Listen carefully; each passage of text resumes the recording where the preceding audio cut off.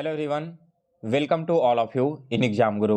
दोस्तों, आज 20 जनवरी को एयरफोर्स एक्शन वाई ग्रुप का फर्स्ट शिफ्ट का एग्जाम समाप्त हो चुका है और इस वीडियो में दोस्तों मैं आपको आज के पहले शिफ्ट का कंप्लीट रिव्यू देने वाला हूं।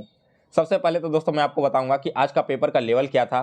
इसके अलावा बाकी के शिफ्टों के अनुसार आज के पेपर में नॉर्मलाइजेशन पर किस प्रकार का फ़ायदा मिलने वाला है और इसके अलावा दोस्तों GK, English, math and reasoning में जितने भी क्वेश्चन पूछे गए थे उन सभी का रियल क्वेश्चन का सॉल्यूशन इस वीडियो में करवाऊंगा। तो वीडियो में लास्ट तक बने रहिए। इसके अलावा दोस्तों अगर आपने अभी तक एग्जाम गुरु चैनल को सब्सक्राइब नहीं किया है तो इसे सब्सक्राइब कर इसके बेल नोटिफिकेशन को ऑन कर लें ताकि एयरफोर्स एग्जाम से रिलेटेड सारी इन्फॉर्मेशन एंड वीडियोज की नोटिफिकेशन आप तक सबसे पहले पहुँचती रहे। चलिए दोस्तों आज का वीडियो स्टार्ट करते हैं। तो यहाँ पर सबसे पहले हम देखेंगे जीके के क्वेश्चन क्या क्या पूछे गए थे। जीके में दोस्तों पहला क्वेश्चन पूछा गया था कि सांख्य शास्त्र के लेखक कौन हैं। दोस्तों यह जो सांख्य शास्त्र है ना, यह एक वेदांत से विपरीत मान्यता रखने वाला दर्शन है और इसकी स्थापना जो करने वाले व्यक्ति थे ना उन्हें कपिल मुनि कहा जाता है। तो सांख्य शास्त्र के लेखक कौन है, इनके लेखक को हम बोलेंगे कपिल। इसके बाद अगला क्वेश्चन यहाँ पर पूछा गया था दोस्तों कि रिवॉल्वर का आविष्कार किसने किया है। दोस्तों रिवॉल्वर का आविष्कार किया गया था सैमुअल कोल्ट के द्वारा। इसके बाद तीसरा क्वेश्चन यहाँ पर आया था कि मिडनाइट सन किस देश को कहते हैं। दोस्तों मिडनाइट सन यह कहा जाता है नॉर्वे को। और यह जो क्वेश्चन आपका है ना 2019 के पेपर में रिपीट हुआ है, 2020 में रिपीट हुआ है, 2021 में रिपीट हुआ है और फिर से आपके 2023 में यह क्वेश्चन रिपीट हो चुका है।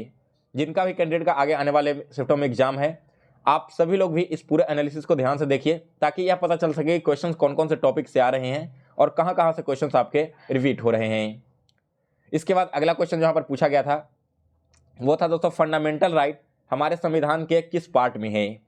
याद होगा जब एग्जाम स्टार्ट हुआ था 18 जनवरी को तो वहाँ पर पूछा गया था दोस्तों कि हमारा जो मौलिक कर्तव्य है यानी कि फंडामेंटल ड्यूटीज वो संविधान के किस पार्ट में है। तो वो आपका पार्ट 4 में था और उसी समय मैंने आपको फंडामेंटल राइट्स के बारे में बताया था।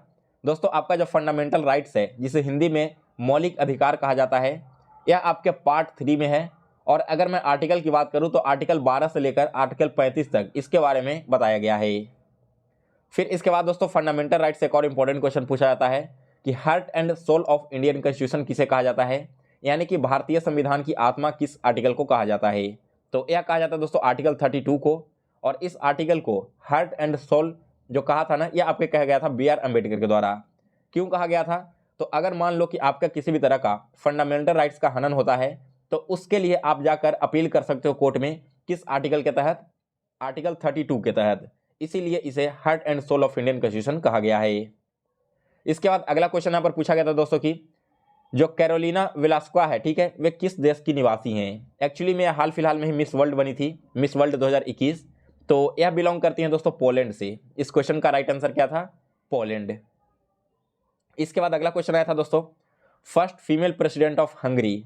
अभी जो कैटलिन नोवाक है ना वो हंगरी देश की पहली महिला राष्ट्रपति बनी है और इन्हीं का नाम आपसे एग्जाम में पूछा गया था। इसके बाद अगला क्वेश्चन आया था दोस्तों कि MICR, ठीक है, MICR में आई किसके लिए स्टैंड करता है। तो MICR का फुल फॉर्म है मैग्नेटिक इंक कैरेक्टर रिकॉग्निशन और इसमें अगर मैं आई की बात करूं तो आई डिनोट करता है आपका इंक को। तो ये था दोस्तों आपका टोटल जीके का क्वेश्चन जिसका सॉल्यूशन मैंने आपको इस वीडियो में करा दिया। अब इंग्लिश के कुछ इंपॉर्टेंट क्वेश्चन देखते हैं जो आपके एग्जाम में आए थे।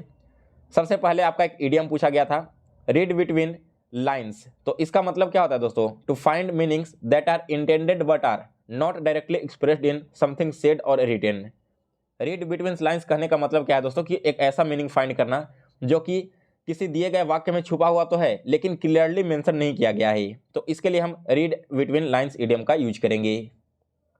इसके बाद अगला क्वेश्चन आया था दोस्तों कि नोवाइस का सिनोनिम यानी कि सिमिलर वर्ड आपको बताना है।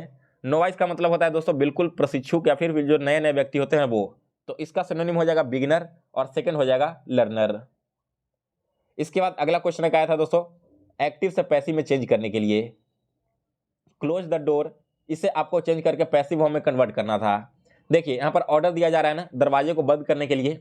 तो जब भी इस तरह के ऑर्डर वाले सेंटेंस हो तो यहाँ पर आपको सिंपल सा लिख देना होता है लेट द, और फिर आपका जो दिया गया है पूरा पार्ट अब लिख दो यानी कि let the door be closed. इसके बाद अगला क्वेश्चन नरेशन से भी पूछा गया था। नरेशन का क्वेश्चन अभी तक मुझे मिला नहीं है, अगर आपको याद है तो आप एक बार कमेंट करके बता देना। अगला क्वेश्चन देखिए क्या है कि सिनोनिम ऑफ कंटिन्यूअल, कंटिन्यूअल का सिनोनिम आपको बताना है तो यह आपका हो जाएगा दोस्तों फ्रीक्वेंट। फिर एक क्वेश्चन पूछा गया था कैप्रिसियस का एंटोनिम क्या होगा। दोस्तों कैप्रिसियस का एंटोनिम यानी कि अपोजिट वर्ड हो जाएगा स्टेबल। इसके बाद अगला क्वेश्चन एक पूछा गया था the prime minister said at the meeting there is no need of a working president for the party now. यह था आपका नरेशन का क्वेश्चन। तो नरेशन का जो क्वेश्चन था इसका राइट आंसर होगा दोस्तों the prime minister said at the meeting that there आज no need of a working president then. ठीक है, अब यहाँ पर एक्चुअली में होता क्या है वो समझिए। दैट आपका कंजंक्शन है तो दैट आपका हो जाएगा देन में, नाउ आपका देन में हो जाएगा, इज आपका वाज में हो जाएगा, जो सिंपल प्रेजेंट में रहता है वो सिंपल पास्ट में, प्रेजेंट कंटिन्यूअस वाला प्रेजेंट पास्ट कंटिन्यूअस में। इस प्रकार से आपके डायरेक्ट से डायरेक्ट में कन्वर्जन होते हैं। इसके बाद एक क्वेश्चन यहाँ पर आया था दोस्तों I have been living in Delhi dash, फिर आगे कुछ वर्ड दिए गए थे। तो यहाँ पर दोस्तों आपका सिंस वर्ड का यूज किया जाता है। ठीक है, इस क्वेश्चन का राइट आंसर आपका सिंस होना चाहिए था। तो ये थे आपके टोटल इंग्लिश के क्वेश्चंस। अब आगे मैं आपको मैथ्स एंड रीजनिंग का सॉल्यूशन करवाता हूं, लेकिन उससे पहले दोस्तों एक छोटी सी इन्फॉर्मेशन आप सभी के लिए है। अगर आपका एग्जाम आगे आने वाले दिनों में है या फिर आज ही इंडियन नेवी की तरफ से AA और SSR का नोटिफिकेशन जारी किया गया है, तो अगर आप उस दोनों एग्जाम की तैयारी करना चाहते हो तो यह ई बुक आपके लिए बहुत ज़्यादा इंपॉर्टेंट है।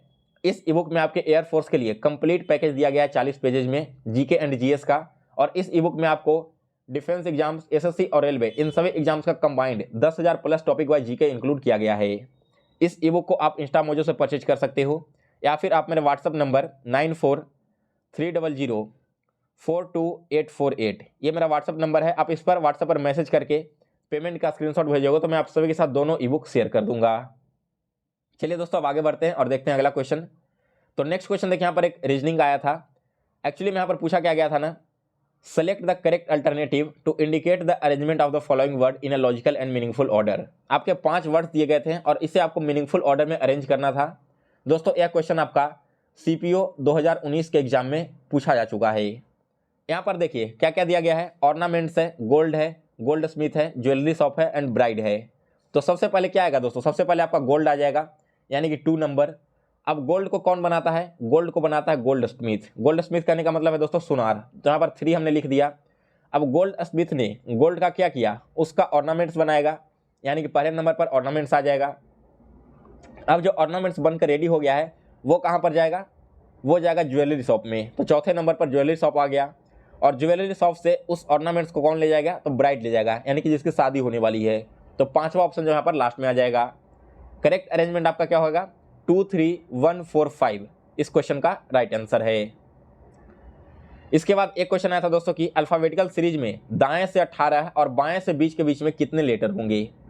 अब मुझे अभी तक एग्जैक्ट यह नहीं पता चल पाया कि यह अल्फाबेटिकल सीरीज में पूछा गया था या फिर यहाँ पर कुछ वर्ड्स दिए गए थे और उसमें से पूछा गया था।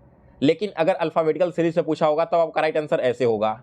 अगर आप राइट से यानी कि इधर से काउंट करोगे तो आपका क्या हो जाएगा, दाहिने से आपका 18वां अक्षर आई हो जाएगा, और अगर आप लेफ्ट से काउंट करोगे यानी कि बाएं से 20वां अक्षर तो टी होगा। और आई और टी इन दोनों के बीच में कितने लेटर्स आते हैं, इन दोनों के बीच में टोटल 10 लेटर्स आते हैं। तो इस क्वेश्चन का राइट आंसर आपका 10 हो जाएगा। इसके बाद एक और यहाँ पर देखिए फिर से वेन डायग्राम आया है काउ, मैमल्स और क्रो का। सबसे पहले देखो एक आपका क्या हो गया, मैमल्स हो गया। अब जो काउ है वो काउ भी तो मैमल्स के अंदर ही आता है ना, यानी कि ये इसके अंदर आ जाएगा।